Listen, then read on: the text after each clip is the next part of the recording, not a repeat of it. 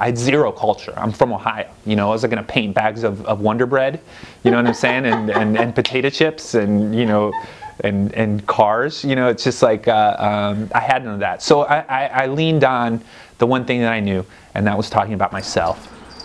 Well, my first real job, where I had a salary, was at this video game company called Presage Software in San Rafael. This was 1997, but the cool thing was I had the responsibility of always trying to figure out and learn how to draw characters based on certain styles of licensed characters. It was a great challenge because I learned the pathology of what makes a cartoon. It really made me kind of understand how a cartoon was created. At this point in time, I started showing paintings at this cheesesteak restaurant on 21st in Valencia. It was just a way for me to have, if I had extra paintings or whatever, I'd just hang them up in this cheesesteak place and I'd sell them.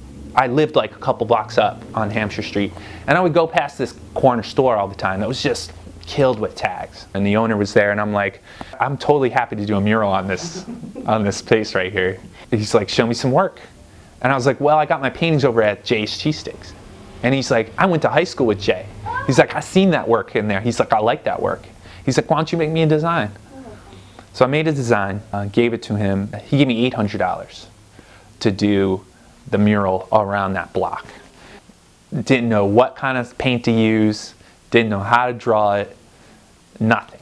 I looked around and I just wanted to be a smart ass. So that was my first approach, where that's going to be totally different than anything that anybody's ever seen before. And this was my first introduction to the San Francisco art scene. And I wish people weren't so connected to it, because I'd love to replace it and do something interesting. But it's now part of our history, you know, it's part of the missions, it's part of my artistic history. It just goes to show that I learned how to be an artist publicly. I was lucky enough to get that opportunity. Now my history and my talent is forever locked down on Bryant and 20th Street.